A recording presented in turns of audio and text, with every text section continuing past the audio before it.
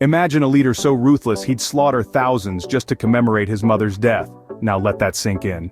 A leader, a figure of authority, mercilessly taking the lives of 7,000 innocent souls, all to mark the passing of his mother. A celebration of life turned into a horrifying spectacle of death, a chilling testament to the depths of human cruelty. This is not a scene from a horror movie, but a real occurrence from our history. Our story begins with a young man ascending to power, filled with ambition and a thirst for dominance. This was not a leader born into privilege, but one who clawed his way to the top, fueled by a relentless drive to rule. His early reign was marked by a firm hand and a keen understanding of power dynamics. He was a master manipulator, weaving a web of influence and control that extended far beyond his immediate circle. His mother, a formidable woman in her own right, was his closest confidant and advisor. She was his compass, guiding him through the treacherous waters of leadership. Her influence was evident in his policies and decisions, and her death sent shockwaves through his regime. The loss of his mother left a void that could not be filled. Consumed by grief and rage, he began to unravel. His actions became increasingly erratic and violent, his rule more tyrannical. He sought to channel his pain into power, transforming his personal tragedy into a tool of control. In the wake of his mother's death, he orchestrated a spectacle of terror and violence, a grotesque display of power intended to underscore his authority and quell any potential dissent.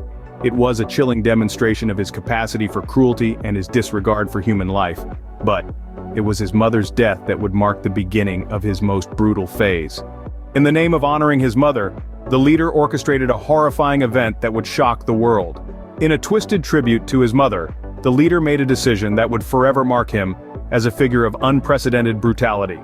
He ordered the execution of 7,000 individuals. To comprehend the enormity of this act, imagine the entire population of a small town, men, women, and children, all wiped out in a single stroke.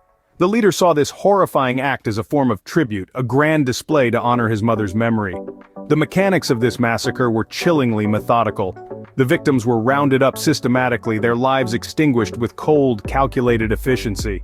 The streets were awash with the blood of the innocent, turning the city into a grim tableau of death. The immediate aftermath of this bloodshed was a silence that blanketed the city, a silence born out of fear, shock, and unspeakable grief. The echoes of this massacre reverberated through the homes of the survivors, leaving them in a state of fear and panic. The city was wrapped in a shroud of terror, the air heavy with the stench of death and despair. In the wake of this horrifying event, the leader showed no remorse. He stood, unflinching, amidst the chaos he had created, his face devoid of any trace of guilt or regret.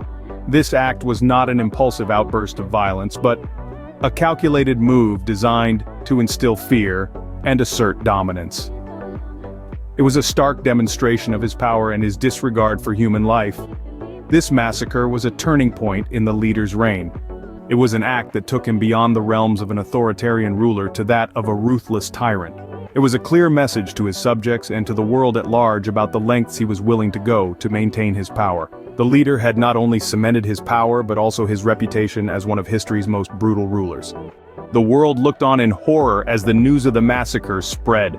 A chilling wave of shock and disbelief swept across nations, as the sheer magnitude of this devastating event started to sink in. Governments, organizations, and individuals alike recoiled at the gruesome details of the leader's bloodthirsty celebration. The international community responded swiftly and decisively. Global leaders voiced their condemnation in no uncertain terms. The United Nations called an emergency session to address this unprecedented act of brutality. With a unanimous vote, the leader was declared a war criminal, with his actions being deemed a gross violation of human rights and international law. Sanctions were imposed, with countries severing ties and cutting off trade with the leader's nation. The International Criminal Court issued a warrant for his arrest, calling for justice for the 7,000 lives senselessly lost. Human rights groups worldwide rallied, demanding immediate action and accountability. But it wasn't just the international community that responded. The leader's own people, once living under the shadow of fear, started to rise. Protests erupted across the nation, the people's collective voice growing louder, their resolve stronger. They were no longer willing to live under the oppression of a leader who valued power over human life. The leader's actions had made him a pariah among nations and a symbol of fear among his people. His reign, built on fear and bloodshed, was beginning to crack under the weight of global condemnation and his people's indomitable spirit. The leader's reign of terror, however, would not last forever. As the years wore on, the brutal leader's grip on power began to falter.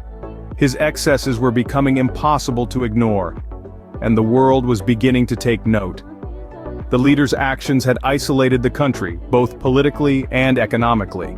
In the twilight of his reign, the leader was a shadow of his former self. He had become a pariah on the world stage, his actions condemned by nations far and wide. His own people, once paralyzed by fear, were now emboldened by their shared suffering and the leader's evident weakness. The inevitable downfall came swiftly and decisively. The leader was overthrown, his brutal reign brought to an abrupt end. But the scars of his rule would not fade so quickly. The country was left in ruins, its people traumatized, and its reputation tarnished. The long-term impact of the leader's reign was profound. It left a deep wound in the national psyche and set the country on a difficult path to recovery. The people had to grapple with the legacy of a leader who had valued his own power and pleasure over the well-being of his citizens. But they also had to rebuild their nation piece by piece in the shadow of this brutal history. It was a daunting task, but one they faced with resilience and determination. The leader's name remains infamous, a chilling reminder of the depths of human cruelty. And thus we conclude the horrifying tale of a leader whose brutal actions have left an indelible mark on history. His early reign, the massacre, the world's response, and the aftermath all paint a chilling portrait of unchecked power. Remember, history often serves as a stark reminder of what we should strive never to become.